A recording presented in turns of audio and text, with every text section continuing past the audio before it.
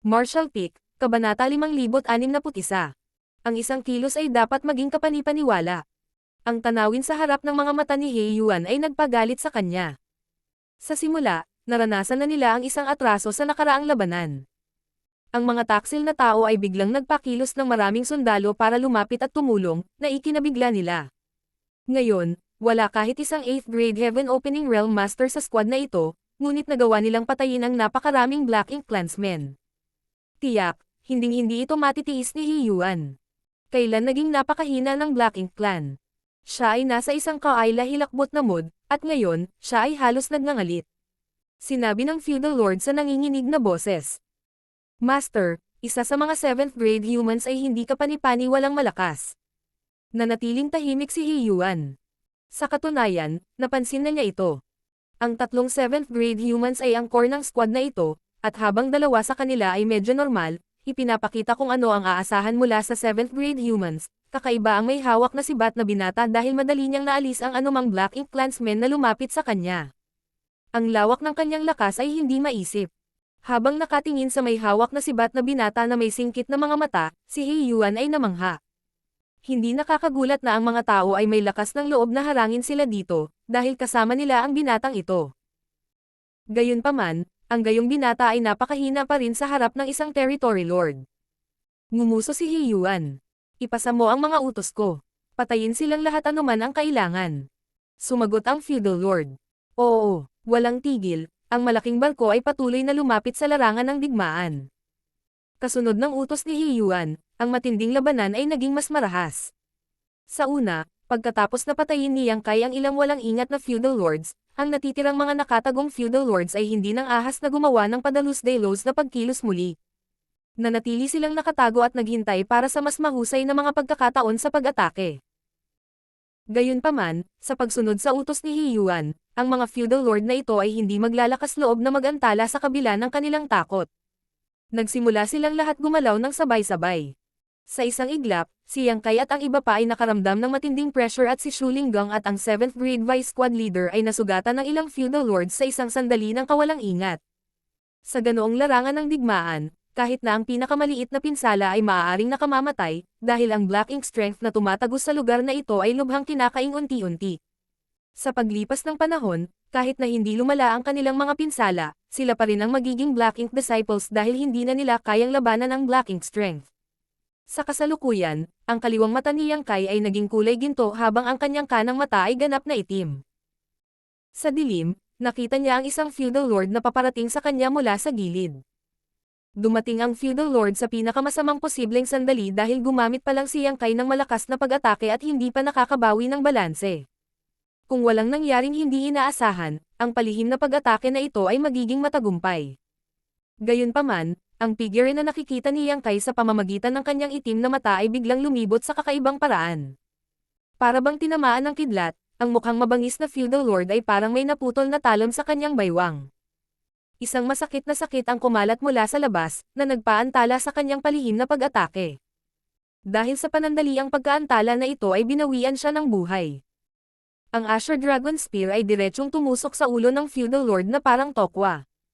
Habang umaalon ang World Force, sumabog ang malaking ulo habang nagsimulang bumulwak ang maitim na dugo mula sa leeg ng walang ulong bangkay. Sa oras na iyon, isang Golden Crow ang narinig na umaalingaw-ngaw habang ang isang Great Sun ay umiral at bumagsak sa Black Ink Clansmen. Saan man tumakip ang nakakasilaw na liwanag, ang Black Ink Clan ay agad na binawian ng buhay.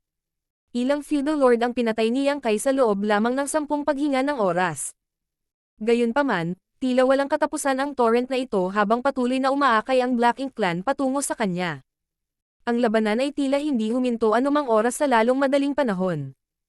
Sa larangang ito ng digmaan, si Yang Kai ay parang isang tupa na napapalibutan ng pagmamalaki ng mga leon. Kahit anong pilit niyang labanan, nakatadhana siyang kainin ng buhay. Naramdaman ni Shu Linggang na lumubog ang kanyang puso. Habang nakikipaglaban sa mga kalaban, natanong niya ang isang malaking barko na huminto hindi kalayuan sa kanila. Isa itong artifact na uri ng paglipad na partikular na pinino ng Black Ink Disciples para sa Black Ink Clan. Sa ganoong kapaligiran, ang mga territory lords lamang ang may karapatang sumakay sa naturang artifact na uri ng paglipad. Ang kanilang target ay maaaring nasa barkong ito, at naramdaman ni Shu Linggang na may isang malakas na tao na nagbibigay pansin sa kanila na may isang pares ng malungkot na mga mata. Ayon sa kanilang plano, hanggat narating ni Yang Kai ang Territory Lord at nahuli, ang kanilang layunin ay makakamit. Sa kasamaang palad, ang Territory Lord ay tila walang intensyon na magpakita. Sa paghusga mula sa mabangis na reaksyon ng mga Black Ink clansmen na ito, itinuring ni Shu Linggang na ang Territory Lord ay tiyak na nagbigay ng utos na patayin sila ng walang awa.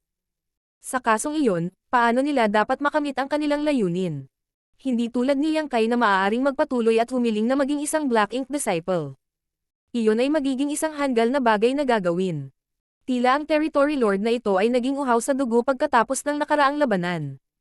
Kaya naman, sa tuwing nakikita niya ang mga tao, gusto lang niyang patayin silang lahat sa halip na gawing Black Ink disciples.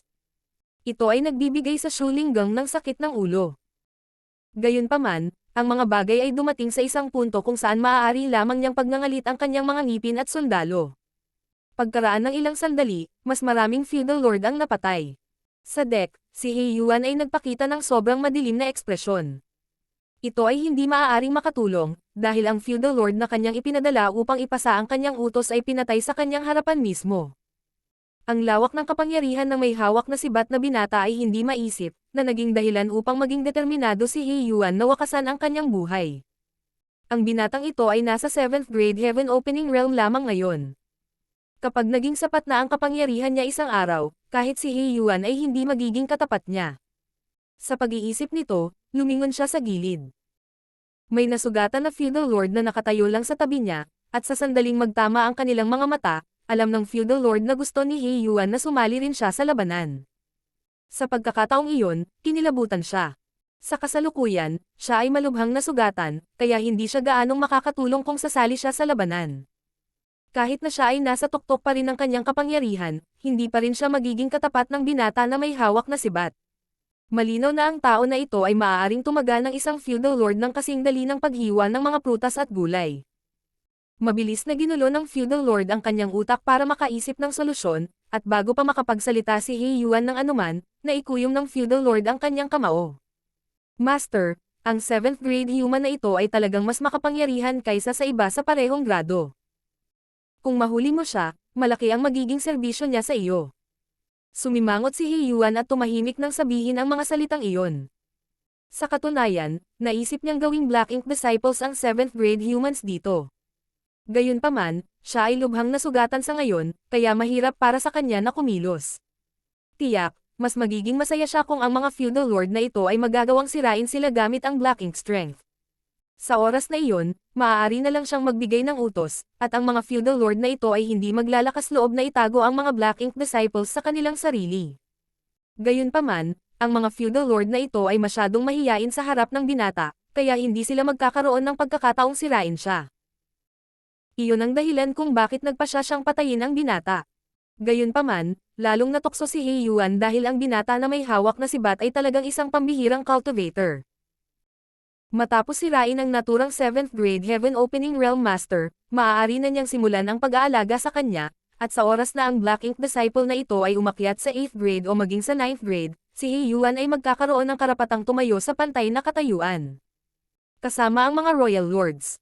Sa sinabi nito, hindi madaling sirain ang isang 7th grade Heaven Opening Realm Master na may Black Ink strength. Karamihan sa mga tao ay tila hindi natatakot sa kamatayan, at nagkaroon ng hindi mabilang na mga nauna kung saan mas gugustuhin ng mga tao na magpakamatay kaysa maging mga Black Ink disciples. Kung nagpasya siyang gumawa ng isang hakbang, kailangan niyang makamit ang kanyang layunin sa isang mabilis na welga. Kung hindi, tiyak na maglulunsad ng desperadong ganting atake ang binata. Kung siya ay nasa tugatog pa ng kanyang kapangyarihan, ang pakikitungo sa isang 7th grade na tao ay magiging isang maliit na bagay. Gayunpaman, dahil nasugatan siya ngayon, kailangang maging mas maingat si He Yuan. Kaya naman, kung gusto niyang baligtarin ang binatang ito, kailangan muna niyang pahinain ito upang makamit ang kanyang layunin. Sa sandaling iyon, ang feudal lord ay bumulala sa isang kawili-wiling na gulat na tono. Master, ang tao na iyon ay sinalakay ng Black Ink strength. Tumingin si He Yuan at nakita niya na ang mukha ng binata ay talagang natatakpan ng manipis na itim na aura, na halatang Black Ink strength. Likas na pamilyar si He Yuan sa tanawing ito.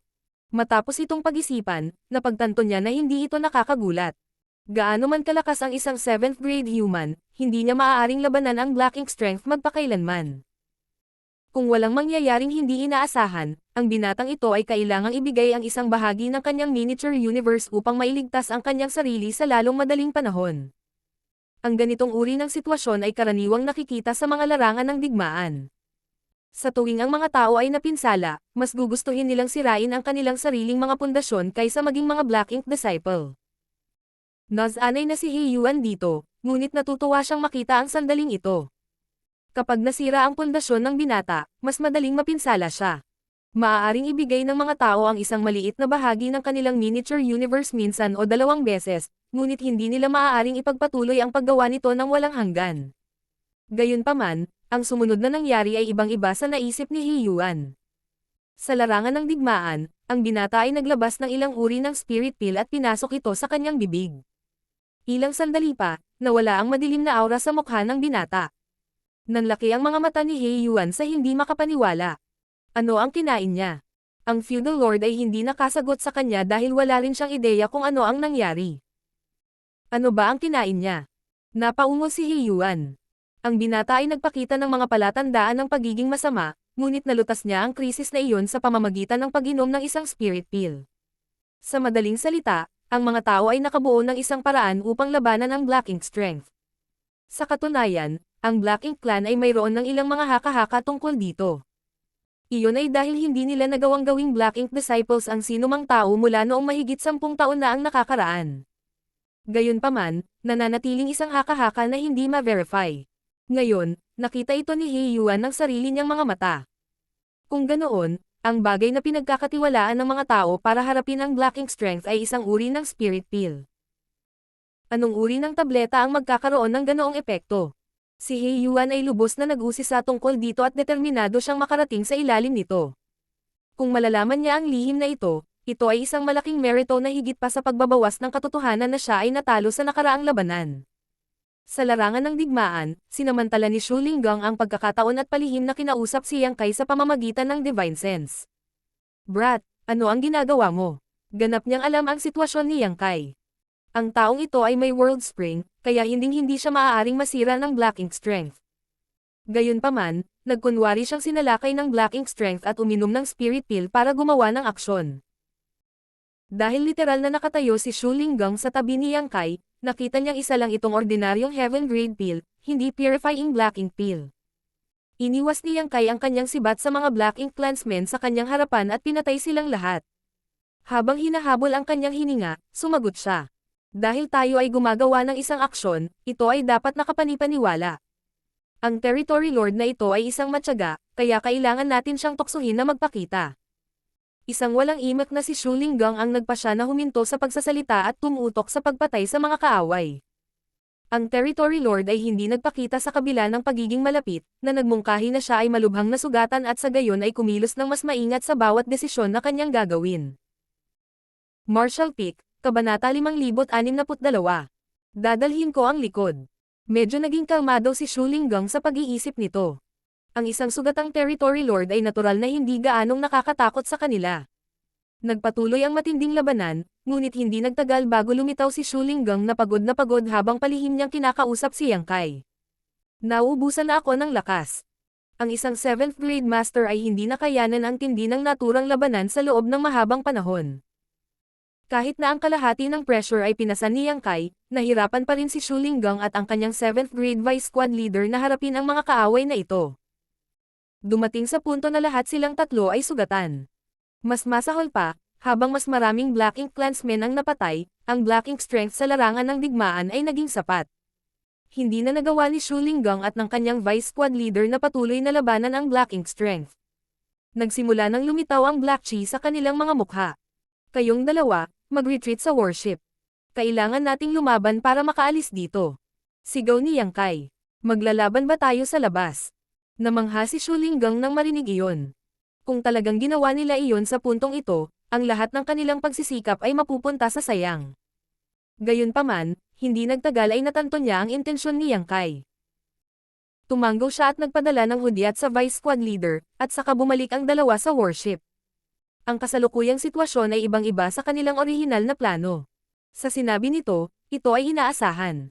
Hindi alintana kung gaano kalinis ang isang plano, may mga hindi inaasahang pangyayari kapag pinuntahan nila ito upang maisakatuparan. Sa pamamagitan lamang ng pagtugon ng naaayon ay magkakaroon sila ng pagkakataong magtagumpay.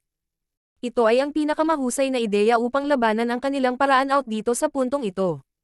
Kung tungkol sa kung paano magbubukas ang sitwasyon, iyon ay lampas sa kanilang kontrol. Hindi man nila maabot ang kanilang layunin sa pagkakataong ito, wala silang magagawa. Makakaisip lang sila ng bagong plano. Sa sumunod na sandali, lumingon si Yang Kai sa ibang direksyon at pinamunuan sila. Habang sinusundan siya ng warship, sinubukan nilang lumaban sa larangang ito na natatakpan ng mga bangkay. Sa artifact ng flight type ng Black Ink Clan, pinaikit ni He Yuan ang kanyang mga mata at sumimangot. Sinusubukang tumakas. Mangarap pa, pigilan mo sila kahit anong mangyari.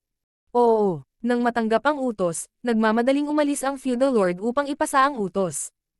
Ginawa ng Black Ink Clansmen ang lahat ng kanilang makakaya upang pigilan ang mga tao sa pagtakbo, na naging dahilan upang lalo pang tumindi ang labanan. Binigyang pansin ni He Yuan ang larangan ng digmaan. Nakikita niya na ang binata na may hawak ng sibat ay muling nilusob ng Black Ink Strength, ngunit sa pagkakataong ito, hindi na siya umiinom ng kahit anong spirit pills. Sa halip, nagdikit ang kanyang mga ngipin at nagtiyaga. Habang lumilipas ang panahon, lalong yumaman ang Black Ink Strength sa paligid niya. Tila ang mga spirit pills ay napakabihirang. Isa lang siguro ang kasama ng binata. Sa wakas, may magandang balita. Bahagyang napahinga si He Yuan. Kung ang mga spirit pills ay madaling ginawa at malawak na magagamit, bawat tao ay maaaring magdala ng ilan sa kanila. Kung ganoon, magiging mahirap ang buhay para sa Black Ink Clan. Nang makitang ang warship na pinamumunuan ng binata ay malapit nang malagpasan ang pagkubkob, bumantong hininga si He Yuan at tinapakan ang kanyang paa sa kubyerta. Sa isang iglap, ang napakalaking panggigipit ng Territory Lord ay umabot, na nabuo sa isang hindi nakikitang puwersa at nakipagsagupaan sa sibat ng binata.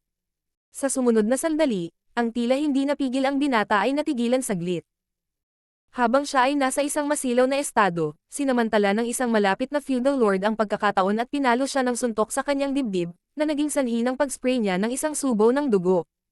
Isang territory lord. Sindik ang binata nang lumingon siya sa malaking barko.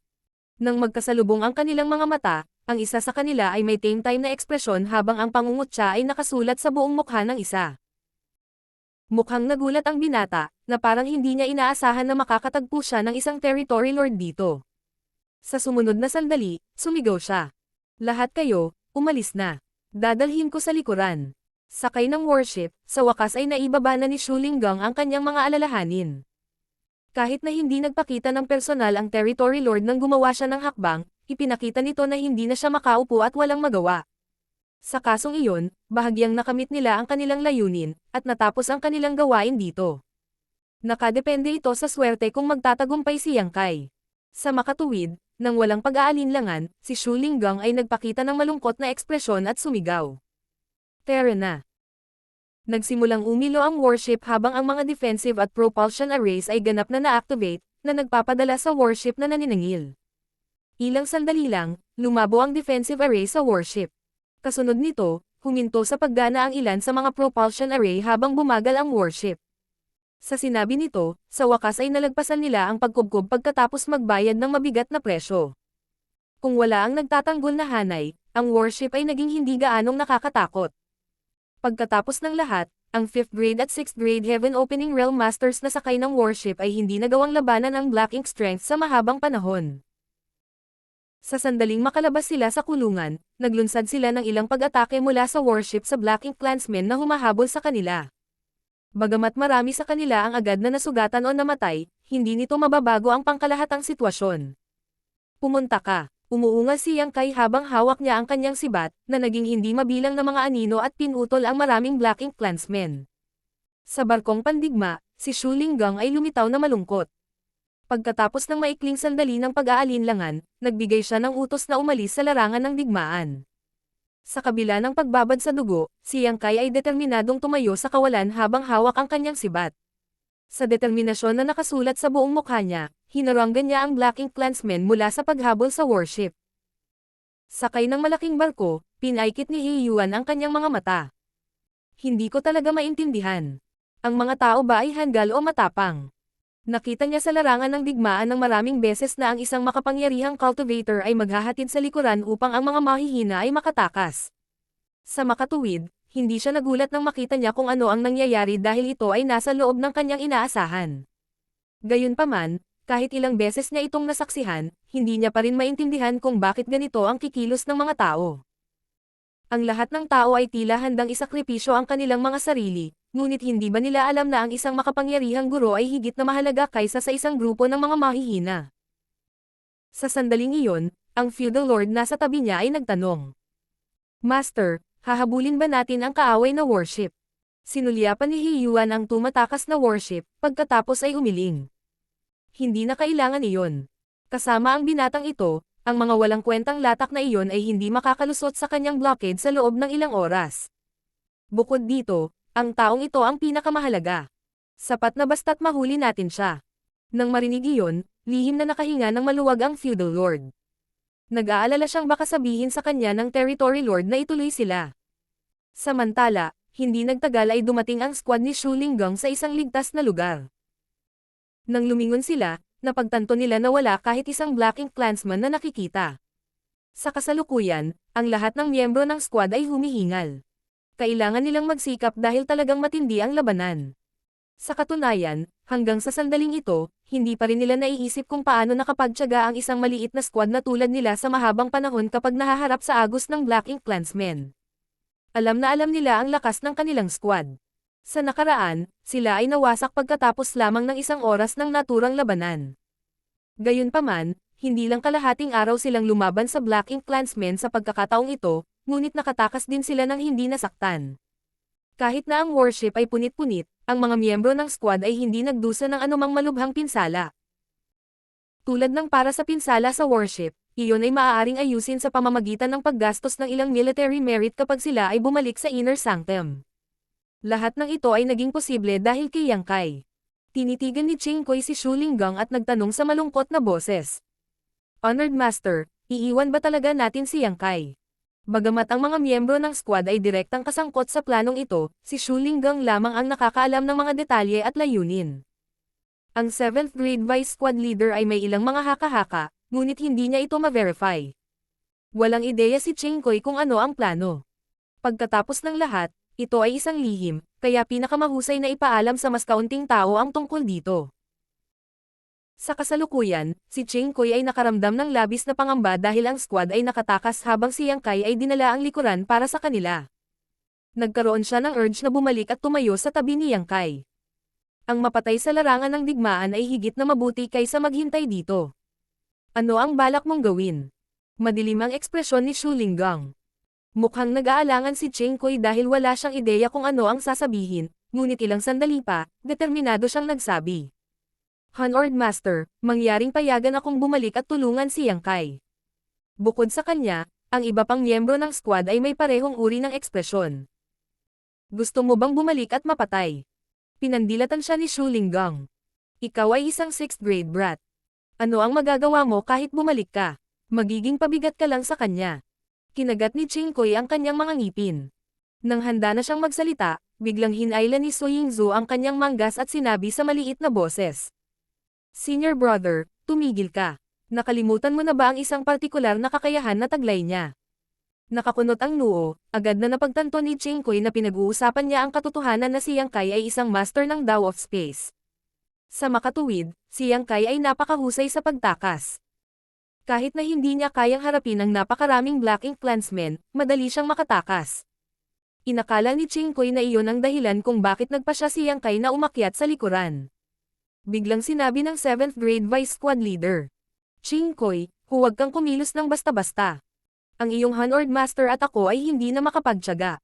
Kailangan nating bumalik sa Inner Sanctum sa lalong madaling panahon. Nagulat si Ching Koi nang marinig iyon. Hanggang sa sandaling ito ay napagtanto niya na ang mga mukha ng kanyang Honored Master at ng Deputy Squad Leader ay may bahid ng Black Ink strength. Ito ay maliwanag na sila ay napinsala nito.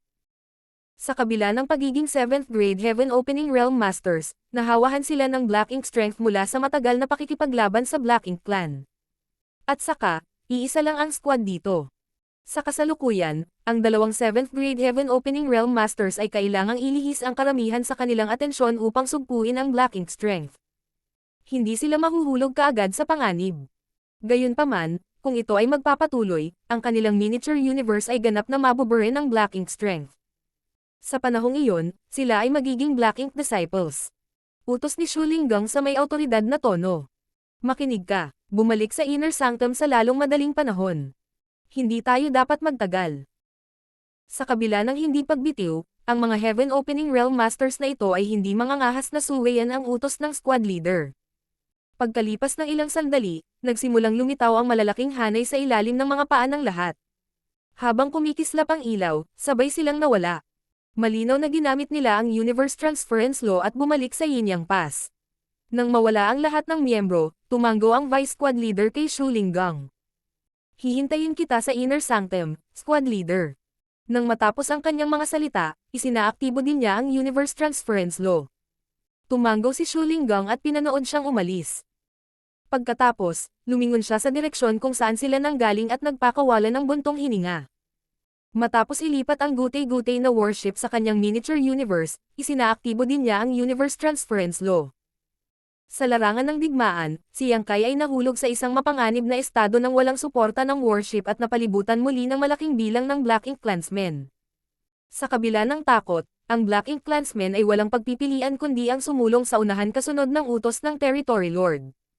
Sa kabutihang palad, si Yang Kai ay tila hindi na nakapagtiyaga. Kung hindi, wala silang kumpiyansa na patuloy na lumaban.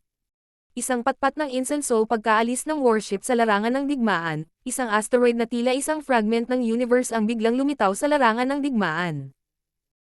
Ang asteroid ay natatakpan ng Black Ink Strength, at sa sandaling lumitaw ito, nawala ang World Force sa paligid nito.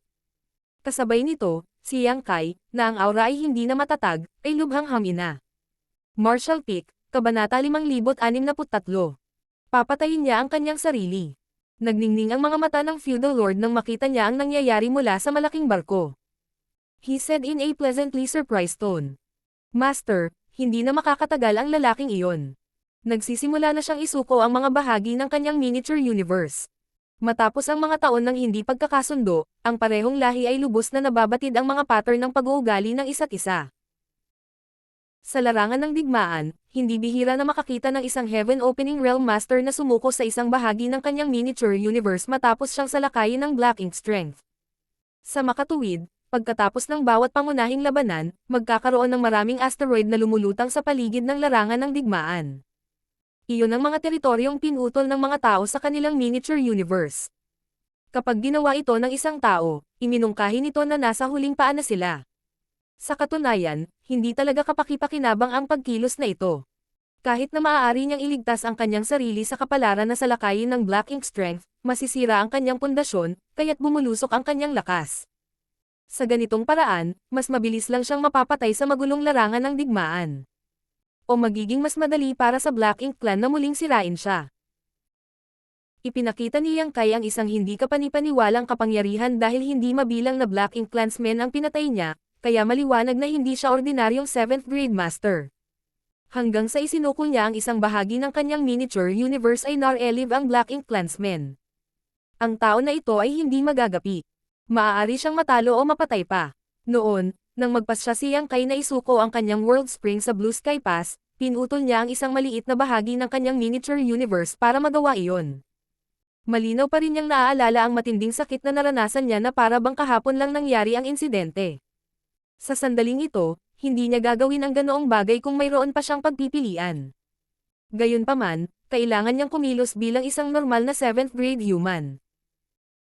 Hindi alintana kung gaano kalakas ang isang 7th grade Heaven Opening Realm Master, hindi niya maaaring labanan ang Black Ink Strength pagkatapos makipaglaban sa Black Ink Clansmen sa mahabang panahon. Sa makatuwid, kailangan niyang ipakita sa kanila na kailangan niyang uminom ng Spirit Pill, at sa kasalukuyan, kailangan din niyang isakripisyo ang isang maliit na bahagi ng kanyang miniature universe. Ginagawa niya ang lahat ng ito dahil gusto niyang maisakatuparan ang kanyang plano nang walang pagdududa ng sinuman. Buti na lang at may kasama siyang World Tree clone ngayon. Kahit na isinakripisyo niya ang isang maliit na bahagi ng kanyang miniature universe, matutulungan siya ng clone na ayusin ang nawawalang bahagi sa paglipas ng panahon. hindi na niya kailangang mag-alala na tuluyan ng masira ang kanyang pundasyon. Habang pinuputol niya ang isang bahagi ng kanyang miniature universe, si Yang Kai ay muling nakaramdam ng matinding sakit. Ito ay naging sanhi ng kanyang panginginig at ungol na parang hayop. Sa isang iglap, hindi mabilang na pag-atake ang itinuro sa kanya. Sa pagtama, halos mawalan siya ng balanse nang bumulwak ang dugo mula sa kanyang mga sugat. Ang nawawalang bahagi ng kanyang miniature universe ay naging sanhi ng kanyang lakas na bumagsak. Kanina, nagpakita siya ng kapangyarihan na higit na mas malaki kaysa sa karaniwang 7th grade Heaven Opening Realm Master, ngunit ngayon, katulad na siya ng ibang cultivator sa parehong grado.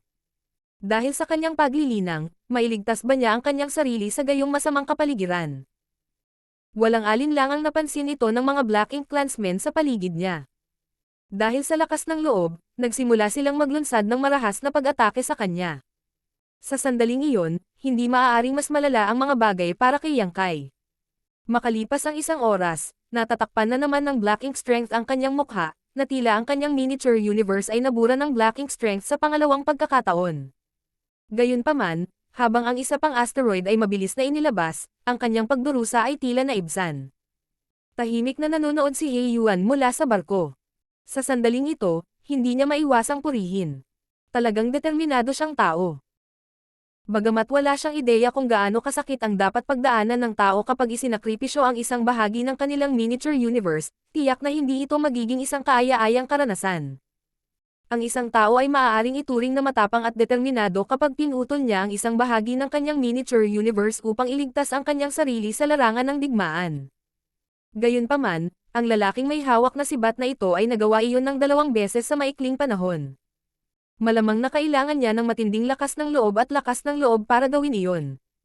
Ang tao na ito ay hindi lamang walang awa sa Black Ink Clan, kundi pati na rin sa kanyang sarili. Master, bakit hindi ko siya puntahan? Ang feudal lord, na hindi nang ahas na sumama sa labanan kanina, ay biglang gumawa ng ganoong kahilingan. Hindi ito maaaring makatulong, dahil bumagsak ang aura ni Yang Kai pagkatapos niyang isuko ang isang bahagi ng kanyang miniature universe ng 2 beses. Halos hindi na niya magawang manatili sa 7th grade. Kung gagawin niya iyon ng 1 beses pa, malamang nababalik siya sa 6th grade. Ang feudal lord ay hindi maglalakas loob na kumilos nang makita niya kung gaano kritikot si Yang Kai ngayon, ngunit ngayong si Yang Kai ay nasa dulo na ng kanyang lubid, ang miniature universe ay tiyak na hindi natatakot sa kanya. Kung mahuli niya ang tao na ito, gagawa siya ng malaking kontribusyon sa harap ng territory lord. Gayunpaman, huminga si He Yuan. Sino ka sa palagay mo para gawin iyon? Agad na tumahimik ang takot na feudal lord. Kahit na wala siyang ideya kung ano ang intensyon ng territory lord, itinuring niya na interesado ang huli sa tao na ito. Malamang nagagawin ng miniature universe ang tao na ito sa isang Black Ink disciple. Kung hindi, hindi siya tumigil at naghintay dito ng matagal. Sa larangan ng digmaan, si Yang Kai ay nabugbog habang ang kanyang buhok ay nakalugay sa kanyang mga balikat. Ito ay hindi isang gawa. Nauubusan na talaga siya ng energy. Sa kabila ng pagkakaroon ng clone ng World Tree, dumanas siya ng matinding pinsala matapos na 2 beses na isuko ang isang bahagi ng kanyang miniature universe. Ang matagal na laban ay nagpulala din sa kanyang mga sugat. Sa kasalukuyan, ang World Force sa kanyang miniature universe ay halos ganap na naubos. Gayunpaman, ang Black Ink clansman na hinihintay niya ay hindi pa rin nagpakita. Kahit na wala siyang ideya kung sino ang territory lord sa malaking barko, alam niya na ang huli ay binibigyang pansin ang larangan ng digmaan. Gayunpaman, mukhang wala pa ring intensyon ng territory lord na kumilos. Ang katotohanan na siya ay maingat na nagmungkahi na siya ay malubhang nasugatan. Hindi siya gagawa ng padalos-dalos na hakbang maliban kung tiwala siya na makakamit niya ang kanyang layunin sa isang strike. Sa pagkakataong iyon, walang pagpipilian si Yang Kai kundi ang magbigay ng tulong sa kanya. Nang makapagdesisyon si Yang Kai, mabangis na winalis ni Yang Kai ang kanyang sibat sa mga Black Ink clansmen sa paligid niya para itaboy sila pabalik. Habang hawak niya ang kanyang sibat, mabilis na tumaas ang kanyang aura. Kahanga-hanga siya habang nakatitig sa mga kalaban sa paligid niya. Hindi alam kung ano ang nangyayari, ang mga Black Ink clansmen na ito ay hindi maglalakas loob na sumulong. Nakasulat sa buong mukha ni Yang Kai ang pang-aalipusta habang nanunuya. Ang lakas ng loob mong labagin ng basura ang dignidad ng aking human race. Pagkatapos, sumigaw siya. Mabuhay ang mga tao. Kahit na naabot na ng kanyang aura ang kanyang dating rurok ay patuloy pa rin itong tumataas. Sa isang matatag na ekspresyon, tila determinado siyang mamatay. Nang makita iyon ng feudal lord, na nakatayo sa tabi ni He Yuan sa malaking barko, nagbago ang kanyang ekspresyon habang sumisigaw. Master, magpapakamatay siya. Sa larangan ng digmaan, karaniwan sa mga human cultivator na magpakamatay para maiwasang maging Black Ink disciples. Palaging may ganoong mga tao sa bawat pangunahing labanan. Sa makatuwid, sa sandaling makita ng feudal lord kung ano ang ginagawa ni Yang Kai, natanto niya ang kanyang intensyon. Ang pagsira sa sarili ng isang heaven-opening realm master ay lilikha ng isang nakakatakot na pagsabog dahil ang lahat ng world force sa kanyang miniature universe ay sisabog ng sabay-sabay. Ang hakbang na ito ay magiging mas marahas kaysa sa anumang iba pang pag-atake na maaaring gawin ng tao. Ito ang huling hakbang na hindi kailanman gugustuhin ng mga tao na gawin maliban kung talagang kinakailangan na gawin ito. Nakulong sa dead end ang may hawak na sibat na binata. 2 beses niyang isinuko ang isang bahagi ng kanyang miniature universe, kaya nanganganib siyang mahulog muli sa 6th grade. Bukod dito, napapaligiran ng dagat ng Black Ink Clansmen, hinding-hindi siya makakatakas. Maliban sa pagpatay sa sarili, wala na siyang magagawa. Sa sandaling matapos magsalita ang feudal lord, lumingon siya para tingnan si He Yuan, ngunit wala na ang huli. Wala siyang ideya kung kailan nawala ang territory lord. Mabilis na lumingon ang feudal lord sa larangan ng digmaan, kung saan nakita niya ang figure ng territory lord. Biglang sumulpat si He Yuan sa harap ng binata habang pinasadahan niya ang kamay sa itaas ng ulo ng huli.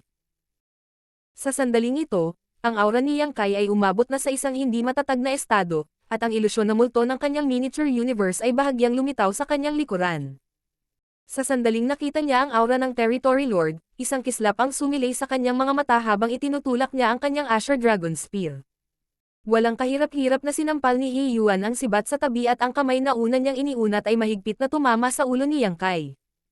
Sa pagtama, si Yang Kai ay nakaramdam ng pagkahilo. Si He Yuan ay talagang nasugatan ng husto, ngunit si Yang Kai ay wala sa anumang magandang kalagayan. Nawala ang aura na naipon niya kasunod ng suntok sa kanyang ulo. Sa sumunod na sandali, isang torrent ng Black Ink strength ang dumaloy mula sa kamay ni He Yuan habang ito ay naging isang Black Ink cloud na bumalot sa kanilang dalawa. Hindi nakita ng Black Ink clansmen kung ano ang nangyayari, ngunit naririnig nila ang tao na galit na umuungol. Sa iyong panaginip, kasunod ng maikling palitan ng mga galaw, natahimik ang lugar. Nang mawala ang Black Ink cloud makalipas ang ilang sandali, ang mga figure ni Yang Kai at He Yuan ay nahayag. Bahagyang hindi stable ang aura ni He Yuan habang si Yang Kai ay basang-basa sa dugo, mukhang bagbog, nakaturo pa rin ang kanyang sibat. Pero hindi nagtagal, itinago niya ang sibat at ikinuyom ang kanyang kamao bago tumawag sa magalang na paraan.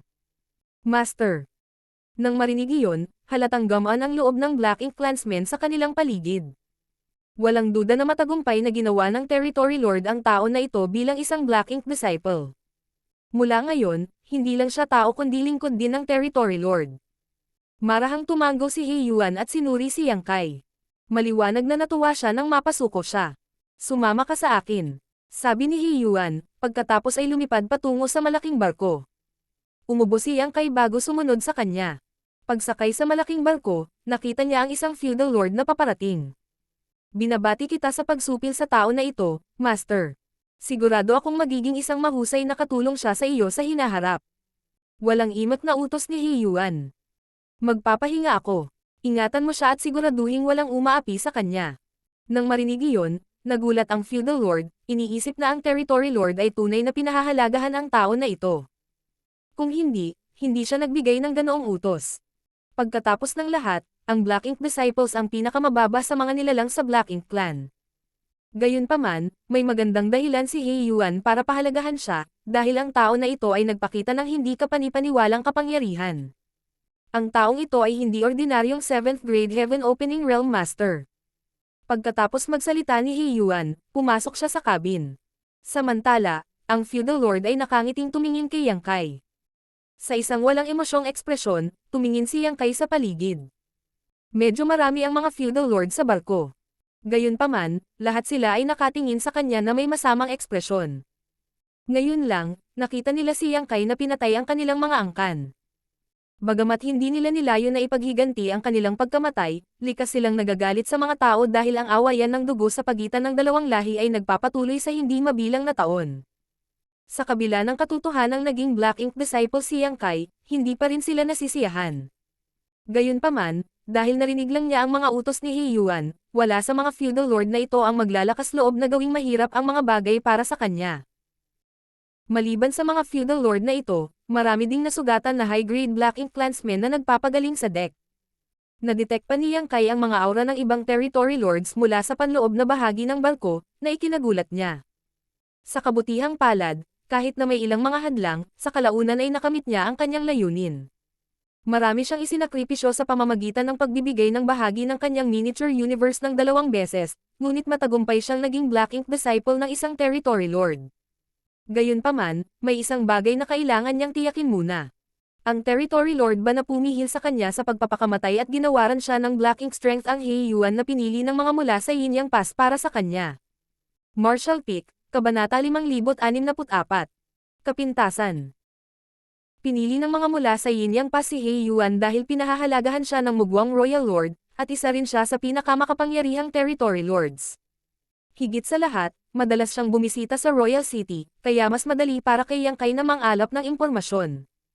Gayunpaman, walang ideya si Yang Kai kung ano ang hitsura ni He Yuan, ni hindi niya alam kung ano ang gagawin ng mga mula sa Yin Yang Pass para matiyak na si He Yuan ang magpapaikot sa kanya.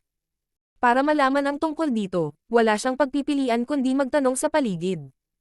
Sa pag-iisip nito, lumingon siya upang tingnan ang feudal lord na sa tabi niya at ikinulong ang kanyang kamao. Paano ko kayo haharapin, Master? Ang feudal lord ay nasugatan noong siya ay nasa resource harvesting area dati, ngunit nang marinig iyon, nakangiti siyang sumagot. Ang pangalan ko ay Zago. Tawagin mo na lang akong Zago. Malumanay na tumanggo si Yang Kai. Kaya, si Master Zago. Maliwanag na natuwa si Zago sa karangalan na titulo habang siya ay nagbigay ng mas maliwanag na ngiti. Tinapik niya ang balikat ni Yang Kai gamit ang kanyang malaking kamay sa madamdaming paraan. Huwag kang masyadong magalang sa akin. Dahil pareho tayong nagtatrabaho kay Master, maaari mo lamang sabihin sa akin kung kailangan mo ng tulong sa hinaharap. Maraming salamat. Ipinahayag ni Yang Kai ang kanyang pasasalamat, pagkatapos ay binanggit ang pangunahing paksa. Ano ang pangalan ng ating Master? Sa isang tame-time na ekspresyon, sumagot si Zago. Si Master ay pinangalan ng He Yuan sa angkan. Isa siya sa nangungunang 5 territory lords na nagtatrabaho para sa Royal Lord. Kaya isaalang-alang ang iyong sarili na maswerte na nag-submit ka kay Master. Talagang He Yuan. Napatahimik si Yang Kai. Tila plano na ang lahat. Napabuntong hininga si Zago at tumingin sa cabin. Bukod kay Master He Yuan, ang iba pang mga master na namamahala sa rehiyong ito ay knock-knockout ng mga tao. Sa pagbabalik natin, malamang na mapag-alitan si Master He Yuan ng Royal Lord. Pagkatapos, pinayapa niya si Yang Kai sa pagsasabing. Sa pagkakasabi niyan, ang ating master ay palaging pinahahalagahan ng Royal Lord, kaya hindi magiging mabigat ang parusa. Maaalis sa kanya ang ilan sa kanyang mga teritoryo. Kalimutan mo na, wag na natin pag-usapan. Parang hindi ka na makakatagal. Humanap ka ng lugar at magpahinga. Muli siyang pinasalamatan ni Yang Kai at naupo nang nakakross ang mga paa sa deck. Pagkatapos, nagpasok siya ng ilang spirit pills sa kanyang bibig at inayos ang kanyang paghinga. Nakuha niya ang maraming bagay sa pamamagitan ng kanyang maikling pakikipag-usap kay Zago. At least, sa wakas ay napagtanto niya kung paano tiniyak ng mga mula sa Yin Yang Pass na si He Yuan ang magpapasama sa kanya. Maliban kay He Yuan, ang iba pang mga territory lords ay lahat ay na-knockout ng mga human cultivator. Kaya lang, si He Yuan lang ang nakagalaw. Gayunpaman, ang mga tao ay dapat na nagbayad ng isang mabigat na presyo upang makamit ang resultang ito. Para masaktan ng husto ang napakaraming territory lords, ang 8th Grade Division Commander ay tiyak na nagdusa mismo ng malubhang pinsala.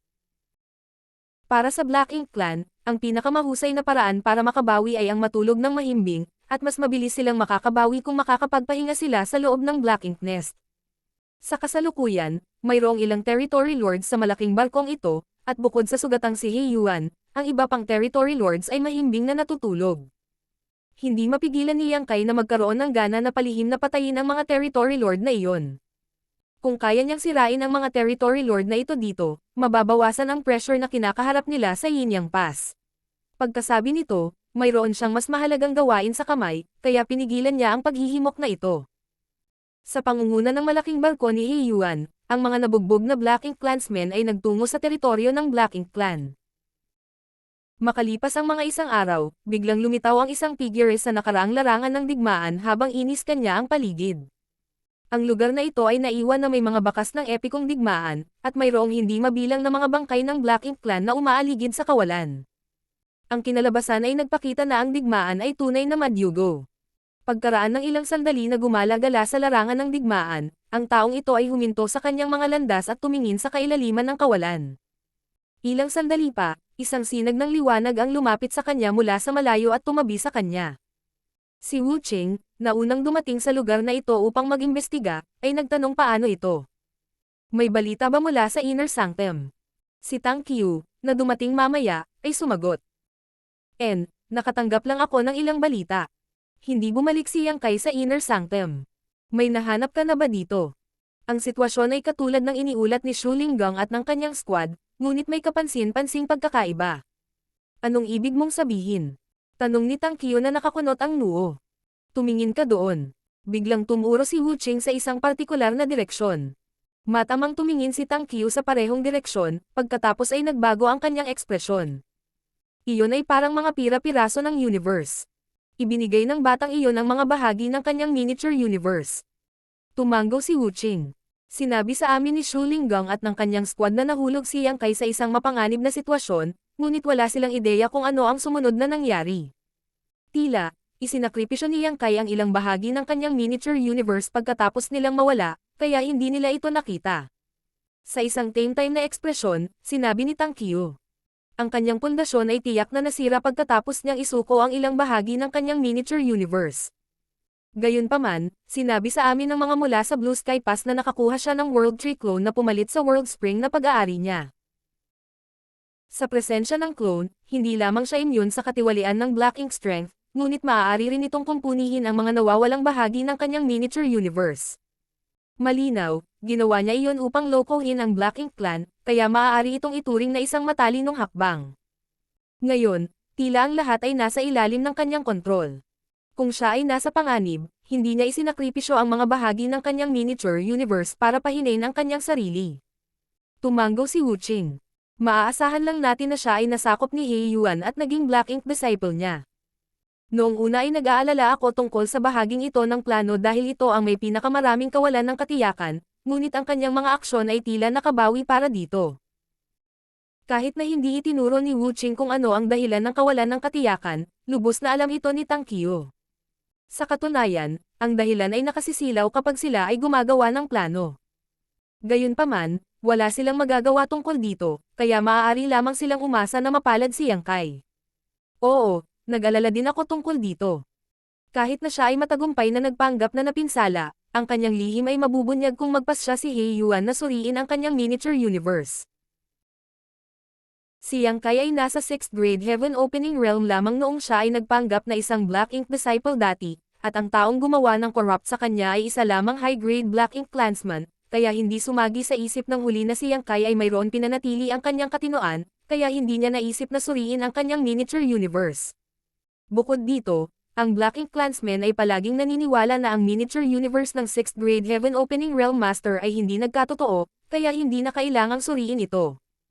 Gayunpaman, iba ang mga bagay ngayon dahil nasa 7th grade Heaven Opening Realm si Yang Kai.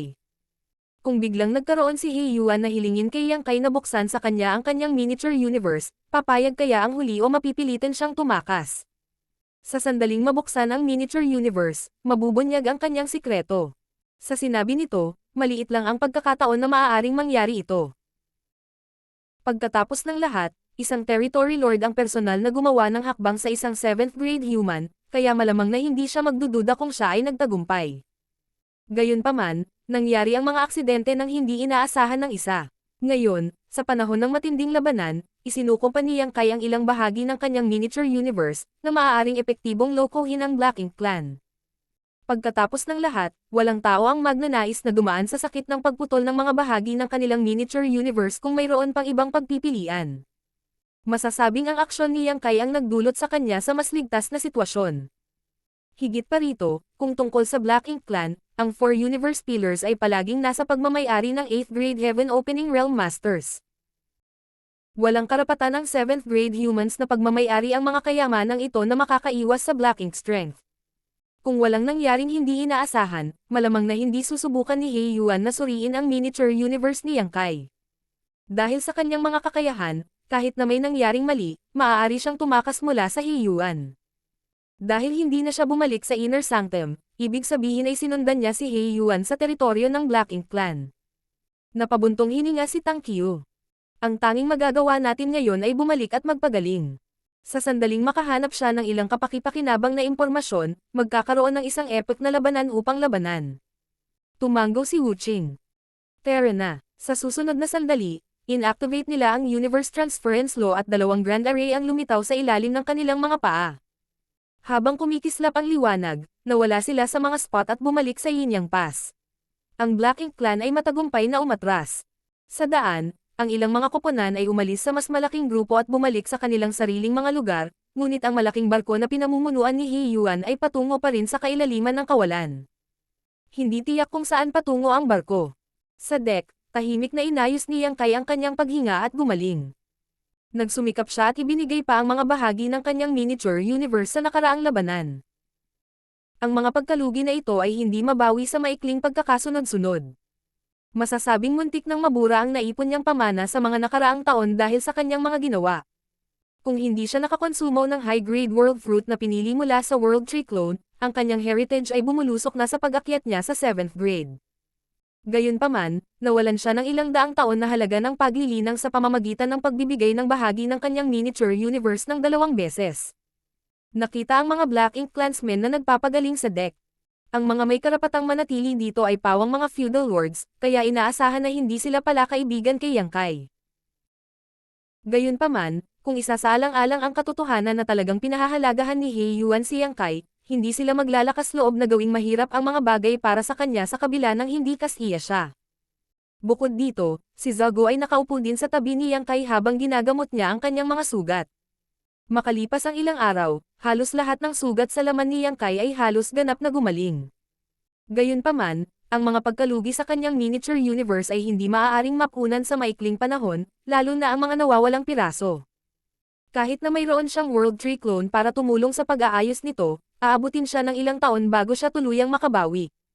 Noong nagmumuni-muni si Yang Kai isang araw, bigla niyang narinig si He Yuan na tumatawag sa kanya.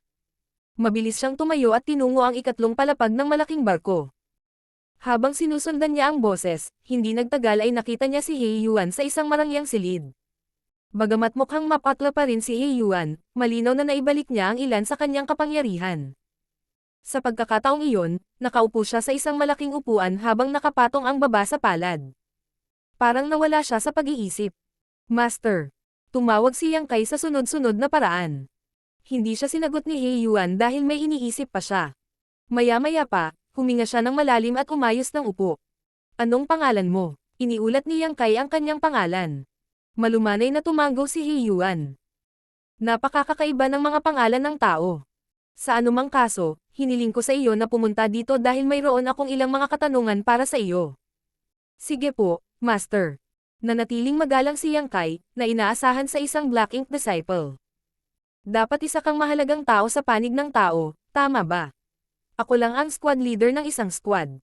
Squad leader ka lang, nagulat si He Yuan. Dahil sa iyong lakas, maaari kang humawak ng isang mas mahalagang posisyon. Ayon sa klasifikasyon ng mga tao, dapat ay sapat ka para maging komandante ng batalyan. Sa isang mapagmataas na ekspresyon, sumagot si Yang Kai. Wala nang iba pang 7th grade masters na katapat ko. Gayunpaman, hindi ako bihasa sa pagmumuno sa mga sundalo. Sa mga nakaraang laban, medyo walang ingat ang ugali ko, kaya hinayaan lang nila akong maging squad leader. Nang marinig ang kanyang paliwanag, sinabi ni He Yuan. Nakikita ko, hindi katakataka na nagkaroon ka ng lakas ng loob na tambangan ang napakaraming Black Ink Clansmen noong isang squad lang ang kasama mo. Ikaw ay sabik na kumita ng mga merito, hindi ba? Agad na naglaro si Yang Kai sa pagsasabing. Patawarin mo ako, Master.